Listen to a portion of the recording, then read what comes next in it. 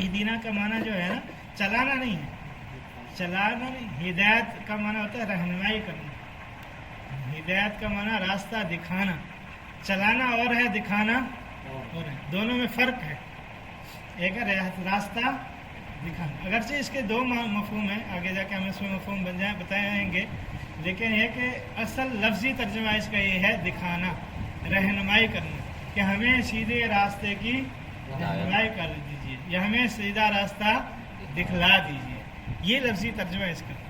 مفہومی معنی یہی ہے کہ ہمیں مقصود تو یہ کہ ہمیں دکھانا نہیں ہے، چلانا ہے، مقصود تو یہ ہے، لیکن مقصودی معنی نہیں، ہم کوشش کریں گے لفظ کے مطابق معنی کریں۔ کوئی باہر والا بیٹھا ہوگا وہ کہیں گے ترجمہ ٹھیک نہیں کیا، چلانا کہاں سے نکال دیا اس نے، لفظی ترجمہ نہیں ہے نا، کہ لفظی ترجمہ تو کیا ہے دکھانا ہے، ہاں مفہومی معنی ہوگا تو مفہوم تو یہی ہے، مقصود بھی یہی ہے، مطلوب بھی یہی ہے کہ ہمیں صرف ہدایت دکھائی نہ جائے، کیا کیا جائے، ہدایت پہ چلا دیا جائے۔ تو تشریح میں آئے گا انشاءاللہ تفسیر میں۔ ہاں جی،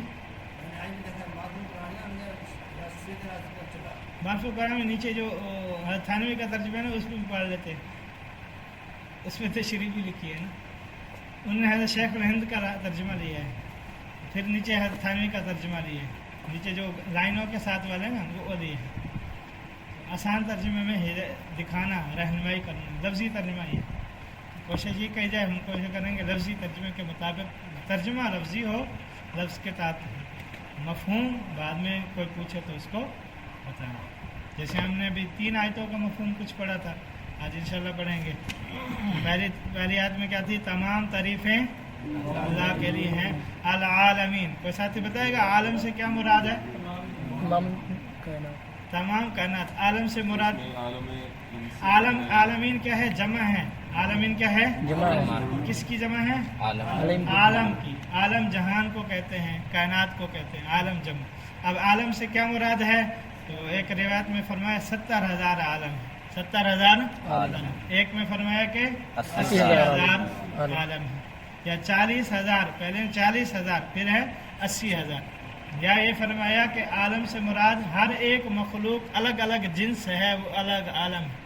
جنس کا مطلب جیسے انسان ایک الگ جنس ہے، جاندار ہیں وہ الگ جنس ہیں، درخت ہیں الگ جنس ہیں، پرندے ہیں الگ جنس ہیں، تو جو جو مخلوق ہے، جو قسم ہے، اسی لیے کہتے ہیں الف لام یا تو عاد کا ہے یا کہ جنس کا، جنس بعد قسم ہے، کہ جو جو جنس ہیں، جو جو چیزیں ہیں، وہ ہر ایک الگ الگ عالم ہے۔ تو عالمین جتنے ہیں، چاہے وہ انسانوں کو ہو، درندوں کو ہو، پرندوں کو ہو، چرندوں کا ہو، پہاڑوں کا ہو، آسمانوں کا ہو، زمینوں کا ہو، سب کے پروردگار کون ہیں؟ اللہ، رب العالمین، پروردگار، رب لا کر ہے کہ جس نے پروردگار، رب اس کو کہتے ہیں جو پیدا بھی کرے اور پرورش بھی کرے، پیدا بھی کرے اور پرورش بھی کرے۔ تو پرورش کیسے کرے، رب کا ترجمہ کیا ہے، جو پیدا بھی کرے، ہاں کسی چیز کو اس کی تمام مسالے کی رعایت رکھتے ہوئے، مسالے یہ قید لگائیں گے، تمام مسالے یعنی اس کی جو ضروریات ہیں اس کی رعایت رکھتے ہوئے، جیسے جو جو چیز کی ضرورت ہے اس کے مطابق۔ اب دیوار بناتے ہیں تو ایسے نہیں کھڑی ہو جاتی، مسالہ بناتے ہیں، اس کے اندر پانی بھی ڈالتے ہیں، ریت بھی ڈالتے ہیں، سیمنٹ بھی ڈالتے ہیں، تو ان کی ساری مصلیتیں دیوار کے لیے وہ کیا کر رہے ہیں، ضرورتیں کر کے پھر دیوار کھڑی ہو رہی ہے۔ تو تربیت یہ ہے کہ کسی چیز کو اس کی ساری مصلیتوں کی رعایت رکھتے ہوئے درجہ بدرجہ، اسٹیپ بائی اسٹیپ، آہستہ آہستہ کیا کرنا، پروان چڑھانا، آگے بڑھانا کہ وہ حد کمال کو پہنچ جائے، کہ کمال درجے کو۔ جیسے میں نے آپ کو قرآن کریم کی مثال دی تھی کہ تفسیر قرآن کہ قرآن مجید میں آگے فرمایا 18ویں پارے کے شروع میں ہے، فَخَلَقْنَا النُّطْفَةَ عَلَقَةً فَخَلَقْنَا الْعَلَقَةَ۔ اب یہ تدریج ہو رہی ہے کہ پہلے کیا ہوتا تھا، انسان کچھ بھی نہیں تھا، پھر ایک نطفہ تھا، فَخَلَقْنَا الْعَلَقَةَ مُضْغَةً، پھر وہ نطفہ کیا بن گیا، لوتھڑا بن گیا، فَخَلَقْنَا الْمُضْغَةَ عِظَامًا فَكَسَوْنَا الْعِظَامَ لَحْمًا، پھر وہ لوتھڑا ہڈی بن گیا، پھر ہڈی کے اوپر گوشت چڑھایا گیا، فَكَسَوْنَا الْعِظَامَ لَحْمًا فَانشَأْنَاهُ خَلْقًا آخر فَتَبَارَكَ اللَّهُ أَحْسَنُ، آخر میں کہا کہ احسن الخالقین، احسن خوبصورت صورت بن گئی۔ تو آہستہ آہستہ ہوئی نا، یہ ایک دم بن گیا۔ بعض روایت میں آتا ہے کہ 40 دن تک لطفہ رہتا ہے، پھر 40 دن تک کیا ہوتا ہے، لوتھڑا ملتا ہے، پھر اس کے بعد کیا ہوتا ہے، ایسے آہستہ آہستہ تدریجاً ہوتا جاتا ہے. 4 ماہ کے بعد جا کر بچہ پورا ہوتا ہے. 4 ماہ کے بعد یہ بھی کیا ہے، اس کی ساری ضروریات. یہ صرف ایک مثال انسان کی دے دی، یہ ضروریات حالانکہ ساری چیزوں کی مثال جیسے قرآن اس میں سورہ عبسہ میں ہے نا، فَلْيَنْظُرِ الْإِنسَانُ إِلَىٰ طَعَامِهِ. اب طعام کی مثال دی کیسے، بارش نازل کی، کس نے نازل کی، پھر زمین کو کس نے پھاڑا، پھر اس سے غلہ کس نے اگایا. اب ایک نہیں، تدریج کے ساتھ بیان کی ہے. تو پھر رب اس کو کہتے ہیں جو تربیت پیدا بھی کرے اور پرورش کیسے کرے، ہر چیز کو. اب کسی بھی چیز کے اوپر یہ فٹ کریں گے سب پہ آئے گی. اس لیے اس کی تربیت کی تعریف کر دی. تربیت کہتے ہیں کسی چیز کو اس کی مسالے یعنی اس کی ضروریات کی رعایت کرتے ہوئے درجہ بر درجہ آہستہ آہستہ آگے بڑھانا کہ وہ کمال درجے کو پہنچ جائے. الرحمن الرحیم، جو بے حد مہربان اور نہایت رحم کرنے والا ہے. مالک بادشاہ، ایسا بادشاہ کہ جس کے قبضہ قدرت میں ہر چیز ہو، جس کے قبضہ قدرت میں ہر چیز ہو، کہ اس کی مرضی کے بغیر کچھ نہ ہو سکتا ہو، اس کی مرضی کے بغیر کچھ نہ ہو سکتا ہو. قل اللہم مالک الملک، بادشاہوں کا بادشاہ. کہہ دو قل کا معنی کیا ہوتا ہے، کہہ دو اللہم، کہ اللہ کیا ہے، مالک الملک، کہ اللہ بادشاہوں کا بادشاہ ہے. قل اللہم مالک الملک تؤتی الملک من تشاء وتنزع الملک ممن تشاء وتعز من تشاء وتذل من تشاء بیدہ الخیر. بید اس کے ہاتھ میں، اس کے قبضے میں سارے خیر کے امور. بیدہ الخیر انک علی کل شیء قدیر، کہ جو ہر چیز پر کیا ہے، قادر. اب تو یہاں پر کیا ہے، مالک کی تشریح آ گئی. مالک کی کیا ہو گئی، تشریح آ گئی کہ مالک کس کو کہتے ہیں، جو بادشاہوں کا بادشاہ ہو، جو ہر چیز پر کیا ہو، قادر ہو. آگے خود اللہ تعالیٰ ہی خود تشریح بیان کر رہے ہیں نا مالک کی، کہ پھر انک علی کل شیء قدیر تولج اللیل فی النہار وتولج النہار فی اللیل، کہ کس نے رات کو میں سے دن، کس نے دن میں سے رات کو نکالا.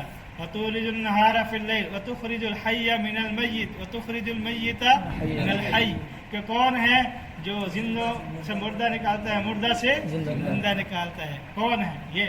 پیچھے کیا کہا، مالک الملک. اس کی تشریح آ رہی ہے نا، مالک الملک یہی ہے جو پیدا کرتا ہے. وترزق من تشاء، وہی رزق دیتا ہے، وہی کیا کرتا ہے، پیدا کرتا ہے. کہ جہاں کہیں بھی ہو، رازق بھی وہی، مالک بھی وہی، خالق بھی.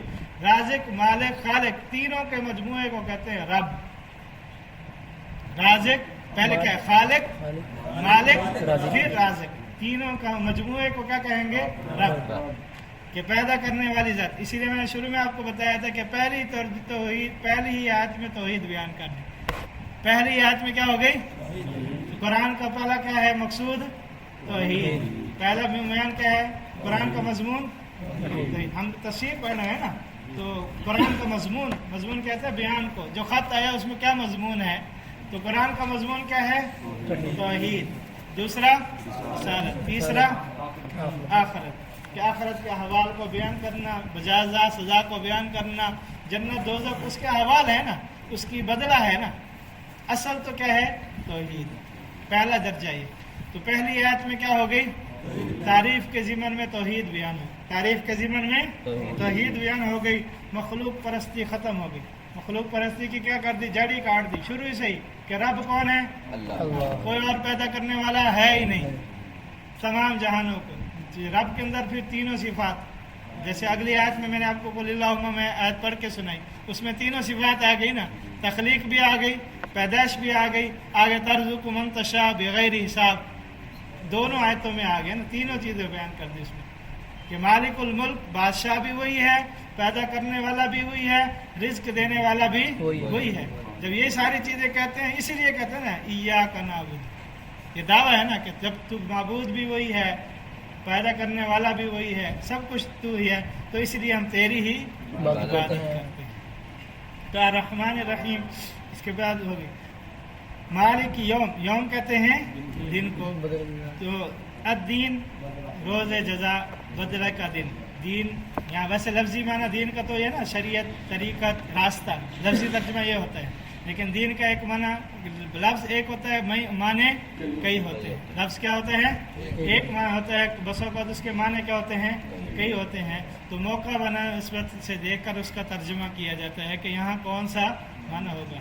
جب سے جیسے لفظ عین ہے, عین یو عین یا نون, عین لکھا جاتا ہے نا, عین ایک تو نا عین, ایک ہے عین یا نون عین. اب لفظ ایک ہے, اس کے معنی کیا ہے؟ عین چشمے کو بھی کہتے ہیں عربی میں, عین چشمے کو بھی کہتے ہیں, اس چشمے کو بھی کہتے ہیں, اور پانی کے بہنے والے کو اس چشمے کو بھی کیا کہتے ہیں عین کہتے ہیں. گھٹنے کو بھی عین کہتے ہیں, اور جاسوس کو بھی عین کہتے ہیں.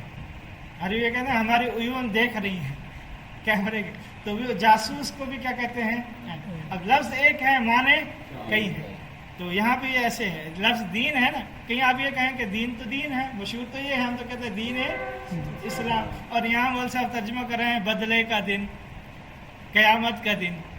تو یہاں کیا ہے اس کے معنی کئی ہیں. لفظ ایسے لفظ کو کہتے ہیں لفظ مشترک. کیا کہا جاتا ہے ہاں, اس میں ایسے لفظ کو کیا کہا جاتا ہے لفظ مشترک, کہ لفظ ایک ہو اس کے معنی کئی ہوں. پھر دیکھیں کہ مشہور کے اندر استعمال ہوتا ہے اور دوسروں کے اندر کیا کر دیا جاتا ہے چھوڑ دیا جاتا ہے. تو عام مشہور جو ہے دین میں ہے. عام مشہور کیا ہے شریعت طریقت راستہ دین جو ہے, اس کے لیے یہ دین کا لفظ مشہور ہے. لیکن اس کے معنی کیا ہیں اور بھی ہیں. یہ بات سمجھ میں آ گئی؟ کہیں ذہن میں تو نہیں آئی تھی, کسی خاطر میں نہیں آئی تھی. دیکھتے ہیں نا اشکال ہوتا ہے نا کہ دین تو دین ہے, تو آپ تو دین کا ترجمہ یہ پڑھا رہے ہیں. تو ایسی باتوں کو سوچا کریں. جب آپ کسی کو ترجمہ کروائیں گے وہ آپ سے بات پوچھ لیتا. اب آپ نے گھر والے کو پڑھایا اور گھر والے نے کہا کہ دین تو شریعت کا نام ہوتا ہے, آپ نے یہاں قیامت والا ترجمہ کیوں کیا ہے, پھر کیا جواب دینا تھا؟ ہاں نہیں, موقع معنی مطلب ہے کہ لفظ کیا ہے مشترک ہے, اس کے کئی معنی ہیں. اس کے کیا ہیں کئی معنی. میں آپ کو یہی بات سمجھانے کی کوشش کر رہا ہوں کہ قرآن مجید میں ایسے لفظ کئی آئیں گے جو دیکھنے میں اس کا معنی کیا ہوگا جو مشہور ہوگا وہ نہیں کریں گے, اور معنی کر رہے ہوں گے.